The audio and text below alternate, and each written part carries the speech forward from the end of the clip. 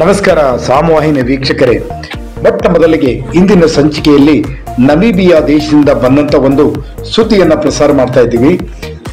ನಮೀಬಿಯಾ ದೇಶದಲ್ಲಿ ಮಾಂಸದ ಊಟಕ್ಕಾಗಿ 900 ಆನೆಗಳನ್ನ, ಜಿಬ್ರಾಗಳನ್ನ ಮತ್ತು ಹಿಪ್ಪೋಸ್ಗಳನ್ನ ಕೊಲ್ಲಲು ಸರ್ಕಾರ ಆದೇಶ ಮಾಡಿದೆ.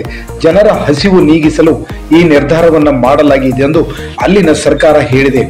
ಆಫ್ರಿಕಾ ಖಂಡದ ನಮೀಬಿಯಾದಲ್ಲಿ ಬರತಾಂಡವವಾಡುತ್ತಿದೆ. ತಿನ್ನಲು ಅನ್ನ, ಕುಡಿಯಲು ನೀರಿಲ್ಲದೆ ಅಲ್ಲಿನ ಜನರು ಪರದಾಡ್ತಾ ಇದ್ದಾರೆ. ಕಳೆದ 100 ವರ್ಷಗಳಲ್ಲಿ ದೇಶವು ಭೀಕರ ಬರವನ್ನ ಎದುರಿಸ್ತಾ ಇದೆ. ಜನರ ಹಸಿವು ನೀಗಿಸಲು ನಮೀಬಿಯಾ ಸರ್ಕಾರ ಕಠಿಣ ನಿರ್ಧಾರ ಕೈಗೊಂಡಿದೆ. ದೇಶದ ಅರಣ್ಯಗಳಲ್ಲಿ ಓಡಾಡುತ್ತಿದ್ದ ಸುಮಾರು 700ಕ್ಕೂ ಅಪರೂಪದ ಕಾಡು ಪ್ರಾಣಿಗಳನ್ನು ಕೊಂದು ಹಾಕಿ ಆ ಮಾಂಸವನ್ನ ಜನರಿಗೆ ಹಂಚಲಾಗ್ತಾ ಇದೆ.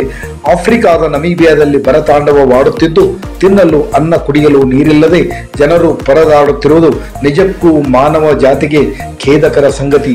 ದೇಶದ ಅರಣ್ಯಗಳಲ್ಲಿ ಸಂಚರಿಸುವ ಅಪರೂಪದ 700 ಕಾಡು ಪ್ರಾಣಿಗಳನ್ನ ಕೊಂದು ಮಾಂಸವನ್ನ ಜನರಿಗೆ ವಿತರಿಸಲು ಈ ಸರ್ಕಾರ ನಿರ್ಧರಿಸಿದ್ದು ನಿಜಕ್ಕೂ ಅಲ್ಲಿಯ ಸ್ಥಿತಿ ಎಷ್ಟೊಂದು ಶೋಚನೀಯವಾಗಿದೆ ಎಂಬುದನ್ನ ನಾವು ಇಲ್ಲಿ ಊಹಿಸಬಹುದಾಗಿದೆ. ಇದರ ಭಾಗವಾಗಿ 83 ಆನೆಗಳು, 30 ಹಿಪ್ಪೋಗಳು, 60 ಎಮ್ಮೆ, 50 ಕೃಷ್ಣ ಮೃಗ, 100 ಕಾಡು ಎಮ್ಮೆ ಮತ್ತು 300 ಜಿಬ್ರಾಗಳನ್ನ ಕೊಲ್ಲಲಿವೆ ಎಂದು ಪರಿಸರ ಮತ್ತು ಅರಣ್ಯ ಪ್ರವಾಸೋದ್ಯಮ ಸಚಿವಾಲಯ ಸೋಮವಾರ ಪ್ರಕಟಣೆಯಲ್ಲಿ ಹೇಳಿದೆ. ವೃತ್ತಿಪರ ಬೇಟೆಗಾರರಿಂದ ಅವರನ್ನ ಕೊಲ್ಲಲಾಗುವುದಿಲ್ಲ ಎಂದು ಅದು ತನ್ನ ಹೇಳಿಕೆಯಲ್ಲಿ ತಿಳಿಸಿದೆ. ನೈಋತ್ಯ ಆಫ್ರಿಕಾದ ಬರಪೀಡಿತ ಪ್ರದೇಶಗಳಲ್ಲಿನ ಜನರಿಗೆ ಸಹಾಯ ಮಾಡುವ ಉದ್ದೇಶದಿಂದ ಈ ನಿರ್ಧಾರವನ್ನು ತೆಗೆದುಕೊಳ್ಳಲಾಗಿದೆ ಎಂದು ಅರಣ್ಯ ಸಚಿವಾಲಯ ಬಹಿರಂಗಪಡಿಸಿದೆ. ನಮೀಬಿಯಾದಲ್ಲಿ ಬರಗಾಲದ ಕಾರಣ ಈ ವರ್ಷದ ಆಗಸ್ಟ್ನಲ್ಲಿ ತುರ್ತು ಪರಿಸ್ಥಿತಿಯನ್ನ ಘೋಷಿಸಲಾಯಿತು. 14 ಲಕ್ಷ ಜನಸಂಖ್ಯೆ ಹೊಂದಿರುವ ದೇಶದ ಅರ್ಧದಷ್ಟು ಜನರು ಹಸಿವಿನಿಂದ ಬಳಲ್ತಾ ಇದ್ದಾರೆ. ಅರಣ್ಯಗಳಲ್ಲಿನ ಹೆಚ್ಚಿನ ಸಂಖ್ಯೆಯ ಕಾಡು ಪ್ರಾಣಿಗಳನ್ನ ಅವುಗಳನ್ನು ಕೊಲ್ಲುವುದರಿಂದ ಅಲ್ಲಿನ ಜಲಮೂಲಗಳ ಮೇಲಿನಿಂದ ಒತ್ತಡ ಕಡಿಮೆಯಾಗುತ್ತದೆ ಎಂದು ಅಧಿಕಾರಿಗಳು ನಂಬುತ್ತಾರೆ. ದಕ್ಷಿಣ ಆಫ್ರಿಕಾದಲ್ಲಿ ಆನೆಗಳು ಹೇರಳವಾಗಿವೆ. 2 ಲಕ್ಷಕ್ಕೂ ಹೆಚ್ಚು ಆನೆಗಳಿವೆ. ಕಳೆದ ವರ್ಷ ಜಲಮೂಲಗಳು ಬತ್ತಿ ಹೋಗಿದ್ದರಿಂದ 100 ಆನೆಗಳು ಸಾವನ್ನಪ್ಪಿದ್ದವು. ಈಗಾಗಲೇ 150ಕ್ಕೂ ಹೆಚ್ಚು ಅರಣ್ಯ ಪ್ರಾಣಿಗಳನ್ನ ಕೊಂದು ಮಾಂಸವನ್ನ ದೇಶದ ಬರಪೀಡಿತ ಪ್ರದೇಶಗಳಿಗೆ ಆಹಾರಕ್ಕಾಗಿ ವಿತರಿಸಲಾಗ್ತಾ ಇದೆ.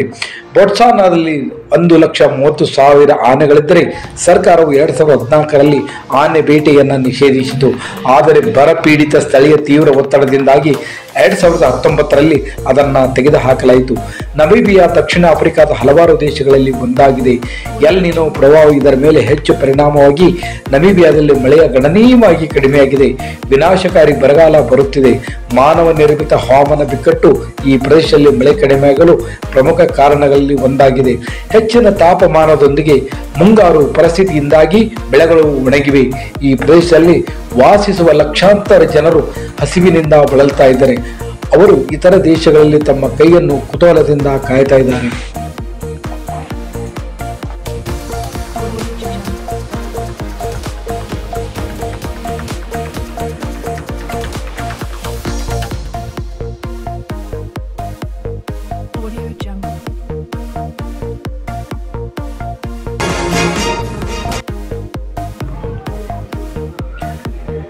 ನೂರ 19 ವರ್ಷಗಳ ಇತಿಹಾಸದಲ್ಲಿಯೇ ಭಾರತೀಯ ರೈಲ್ವೆ ಮಂಡಳಿಗೆ ಮೊದಲ ದಲಿತ ಅಧ್ಯಕ್ಷ ಹಾಗೂ ಸಿಇಒ ನೇಮಕ.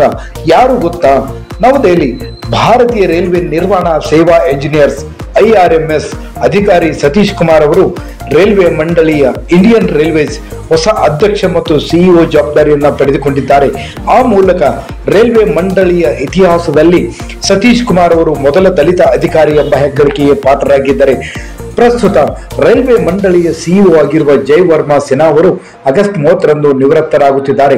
ಈ ಹಿನ್ನೆಲೆಯಲ್ಲಿ ಅವರ ಸ್ಥಾನಕ್ಕೆ ಸತೀಶ್ ಕುಮಾರ್ ಅವರ ಹೆಸರನ್ನು ಸಂಪುಟದ ನೇಮಕಾತಿ ಸಮಿತಿ ACC ಅನುಮೋದಿಸಿದೆ ಎಂದು ಸರ್ಕಾರಿ ಆದೇಶ ತಿಳಿಸಿದೆ.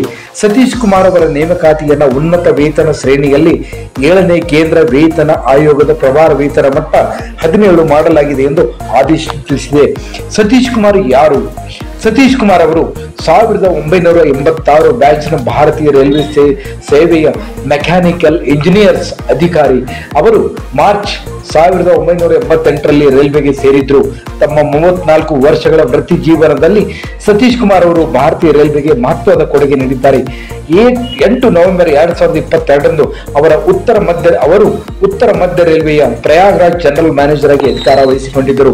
ಸತೀಶ್ ಕುಮಾರ್ ಅವರ ಶೈಕ್ಷಣಿಕ ಹಿನ್ನೆಲೆ ಬಗ್ಗೆ ನೋಡುವುದಾದರೆ, ಸತೀಶ್ ಕುಮಾರ್ ಅವರು ಜೈಪುರದ Malaviya national institute of technology MNITಯಲ್ಲಿ ಮೆಕ್ಯಾನಿಕಲ್ ಇಂಜಿನಿಯರಿಂಗ್ ಅಲ್ಲಿ ಬಿಟೆಕ್ ಮಾಡಿದ್ದಾರೆ. ಇದರ ಜೊತೆಗೆ ಅವರು ಇಂದಿರಾ ಗಾಂಧಿ ರಾಷ್ಟ್ರೀಯ ಮುಕ್ತ ವಿಶ್ವವಿದ್ಯಾಲಯದಿಂದ ಆಪರೇಷನ್ ಮ್ಯಾನೇಜ್ಮೆಂಟ್ ಮತ್ತು ಸೈಬರ್ ಕಾರ್ನಲ್ಲಿ PG ಡಿಪ್ಲೊಮಾವನ್ನು ಕೂಡ ಮಾಡಿದ್ದಾರೆ. 1988ರಲ್ಲಿ ರೈಲ್ವೆಗೆ ಸೇರ್ಪಡೆ. ಸತೀಶ್ ಕುಮಾರ್ ಅವರು ಮಾರ್ಚ್ 1988ರಲ್ಲಿ ಭಾರತೀಯ ರೈಲ್ವೆಯಲ್ಲಿ ತಮ್ಮ ವೃತ್ತಿ ಜೀವನವನ್ನು ಪ್ರಾರಂಭಿಸುತ್ತಾರೆ.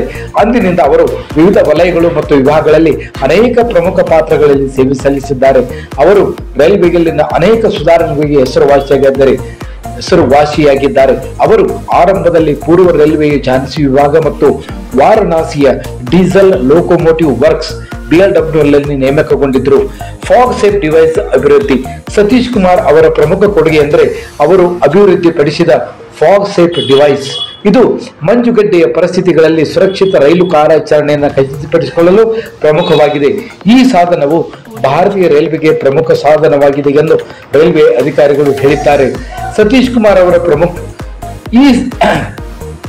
ಪ್ರಸ್ತುತ ರೈಲ್ವೆ ಮಂಡಳಿಯ CEO ಆಗಿರುವ ಜೈ ವರ್ಮಾ ಸಿನ್ಹಾ ಅವರು ಆಗಸ್ಟ್ 30ರಂದು ನಿವೃತ್ತರಾಗುತ್ತಿದ್ದಾರೆ.